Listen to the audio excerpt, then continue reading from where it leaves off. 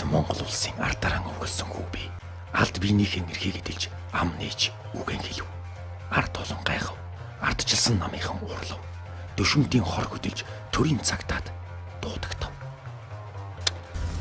Хин чамд цагаалсан. Хэдэн төгрөг авсан. Хэлсэн үг үзэл бодлосоо урвлаа. Хэн нэгний төлөө жүжиглэлээ гэв. Угаарч тунгаавал энэ бол уран бүтээл биш. Улс орныхон төлөө уурлаж бухимдсан, уухаж дэмжсэн ухамсарт иргэн миний уушигнаас гарсан үг. Ардчил гэдэг намын шошго биш. Ард түмний өмч үнэт зүйл гэдгийг амраа гэдэг нэрээрээ 10 жил хашгирлаа. Алив хаан вэн тэр амлаад байсан ардчилж байна. Хэлсэн үг үзэл бодлосоо хинэн өнөөдөр урвсан юм бэ? Хүн шиг бид амьдрсан уу? Улс шиг та нар хөгжүүлсэн үү? Монголын шинэ иргэн 20 сая мөртөө нөр малын нөхийг боодол бохны үнэтэй ажилгүй орлогогүй авсан цалингүй иргэн айдас давтаж амаан өдүүлсэн эрх чөлөө. Та нар харин юу хийчих вэ? Олоолаа ялсан ч цөөхүүлээ та нар хөлжлөө. Офшортой сайд орхиогүй төрийг бүтээлээ. Ардчлалын хөвлөд бодсон үр могоо та нар ард түмнийхээ итгэлийг ирээдүйтэй хамт зарглаа. Та нар хэн юм бэ?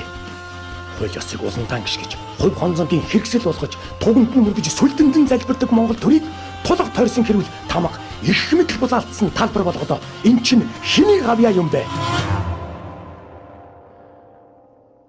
Итгэлийн минь гүүрэн дээр гიშгэж гарч ирчгээд эргээд та нар өрснөө эвдэж нурааж шатаалаа. Энийг чинь дууга хараад үлдээж сууж чадахгүй. Эрх чөлөө өмнө боосон ч дугарсаар л байх болно.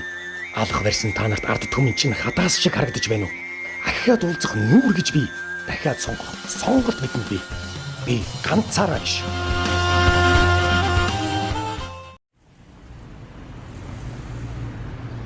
Энэ удаагийн сонгуульд ардчилсан нам ямар ч хамаагүй аргаар ялах жижиг намуудад судал хуваалцах боломж олгохгүй тул тэднийг намдах үйл ажиллагаагаа эрчимжүүлж байна. Тухайлбал эх орон намыг өөртөө нэгтгэсэн үндэсний ардчилсан намд сонгуульд өрсөлдөх боломжийг хасчихсан араас нь хүн намгээд хоморгонд нь өртсөн жижиг намуудын жагсаалт үргэлжилнэ. Ямар ч тач иргэний зэрэг ногоо намыг сонгуулийн үеэр замаасаа зайлуулах гэд бараагүй гэдгийг олон нийт нүдэрээ харлаа. Би асуулт асуусан. Батуул дарга таны хэлсэн үг таны өөрийн чинь хэлсэн үг болохоор чулуудаа гэдэг хүн офшор дансаараа нэг ширхэг гүйлгээ хийсэн байх юм бол би огцорноо гэсэн. Гэтэл танай чулуудаа чинь Монгол эждийгээр $800,000 ч юм мэдхгүй тэр өөр тоног яваад лээ. Ийм гүйлгээ хийсэн батлагдсан байна. Энэ бүтгэлэг юм уу? Эсвэл үний юм уу?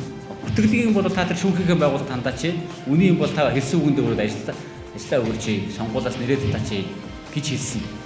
Гэтэл одоо нөгөө ардчилсан нам нь засаг барихаараа яасан ч бэлтэй болчдгийг, яасан ч мөнгөтэй болчдгийг бүхэл бүтэн том парламент судалтай намын даргыг улсын хурлын гишүүнийг хажуудаа намхан зогсоож байгаад уучлалт гуйлгаж байна л да. Угтаа бол баяр хүн хувь хүнийхээ үүднээс Батуул даргаас хүүч чулуудаагийн офшор дансаар гүйлгээ хийгдсэн учраас та хэлсэндээ байж огцрох уу эсвэл уг мэдээллийг гүтгэлэг гэж үзэн шүүхэд хандах уу хэмээн асуусан юм а. Гэтэл юуны учир ярьсан хэлснийг нь сануулсан хүнд хариулт өгөхөөс зайлсхийж даргаар нь уучлалт гуйлгав гэдэг анхаарал татж байна. Оюун даргын хувьд иргэн баяр хүүгийн өмнөөс яаран уучлалт гуйх ямар эрх шиг байв. Үнэхээр уучлалт гуйхаар тийм ноцтой асуудал байв уу гэд олон асуултын хариулт бүрхэг Энэ бол оюун дарга гэдэг хүний хөв хүний шийдвэр биш. Ямар тач тус намын гишүүдийн үзэл бодолтой үнэнч байж тэмцсэний хүчээр иргэний зориг ногоо нам өөрийн итгэл үнэмшлээ баталгаажуулж чадсан.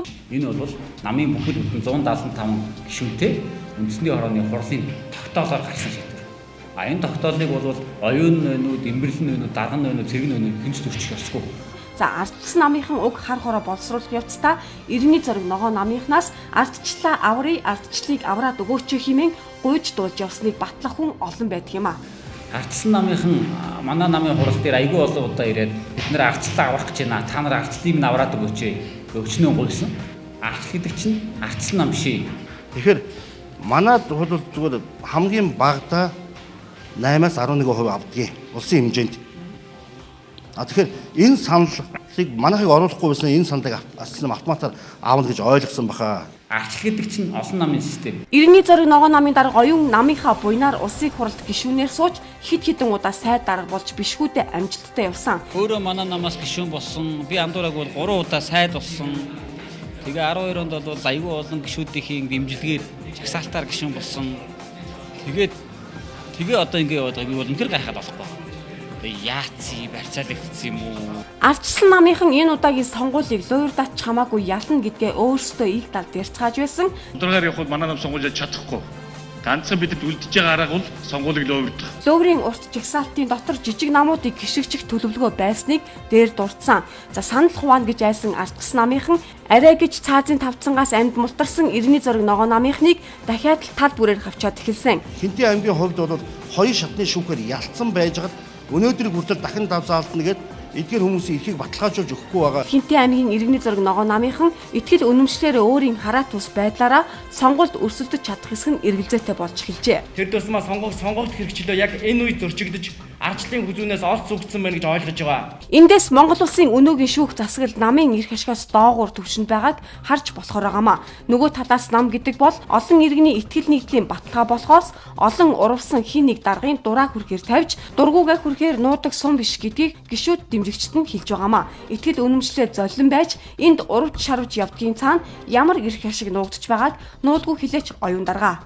Хотын дарга Батүлийн шулаа. Хотын дарга Батүл өөрийн толгойд ирэх бухлыг харахгүй байж өрөөлийн толгойд ирэх өвснөөс хайн Баатар дөрвөн хэсгэн ахин дахиулахыг улаарч байна. Түүний хүү чулуудаа Strategic Mines Inc гэх уул уурхайн компани хувьцаа эзэмшигчээр офшор бүсэд данстай. Бүртгүүлсэн компани нь Хонконгийн хамгийн үнэтэй байралд оршдог Ocean Center офисын 8 дугаар давхурд байрладаг болох нь зарлагдсан. Ийм барилгад өрөө худалдаж авах түрээслэгийн аль аль нь хэд үнэтэй.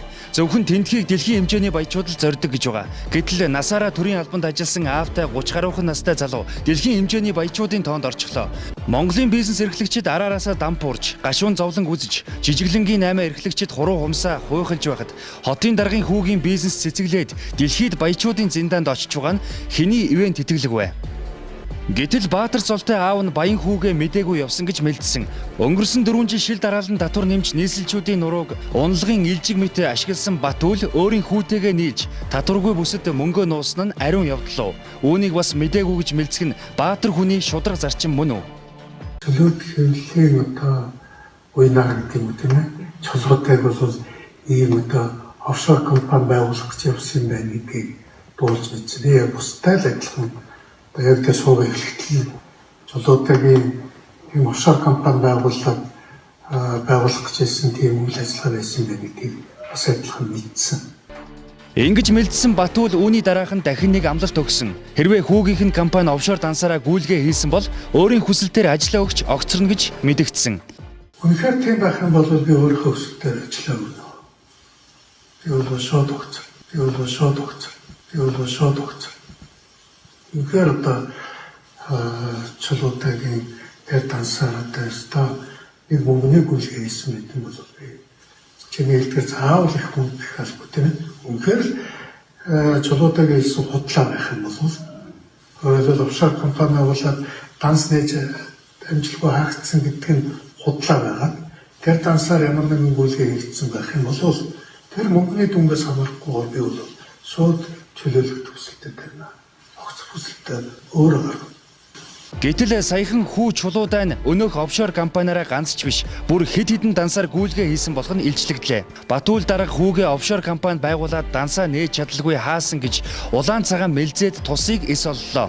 Хэдхэн хоногийн өмнө Монгол HD телевизийн чулуудан офшор компани хэд хэдэн дансаар гүйлгээ хийсэн гэх баримтыг олон нийтэд дэлгэсэн. Өмнө нь Панамаас алдагдсан гэх баримтыг аль бие усны эрхтэйгээр дэлгэж байна гэж зарласан. Энэ удаач мөн Батүлийг хүү чулуудан офшор компани гүйлгээ хийсэн гэдгийг илчилсэн. Офшор компани байгуулаад дансаа нээж чадалгүй хаасан гэх Батүлийн үнэн мөннийг 4 дахь засаглал илчилчихэд байхад тэрээр тас хүрэж сонгуулийн дүн гараагүй байхад өөрийгөө дараачийн хотын даргад өргөмжлөн улаарч байна. Эр хүн хэлсэндээ эмээлт мөр харайсандаа. Тиймээс Батүл дарга та хэлсэндээ хүрч хүүтэйгээ нийлж мэлдсэн офшор дансны хэрэгтэй хариуцлага хүлээн огцорох уу? Таны дууга байгаа үйлдэл нь хүүгийн чинь офшор компани дансаараа гүйлгээ хийсэн нотлогдсон гэж хүлээн зөвшөөрч байна уу? Ядаж та бусад орны өндөр албан тушаалтай офшор данстнууд хэрхэн ард түмнээсээ уучлалтгүй цол хэрэгмээ өгч байгааг мдээгүй гэж мэлцэхгүй л байлгүй. Үгүүдэл гэхэд хэлсэн үгэндээ хүрдэг эр хүн гэдгийг харуулах нь хүн ёсны чанар. Гэтэл өчигдөр хэлсэн үгэндээ хариуцлага хүлээхгүй байгаа энэ хүний өнгөрсөн төгсөн амлалтаа мартсан байгааг гайхахгүй байна. Ийм ч улсын баатар, ийм ч хотын дарга байх ч гэжтэй.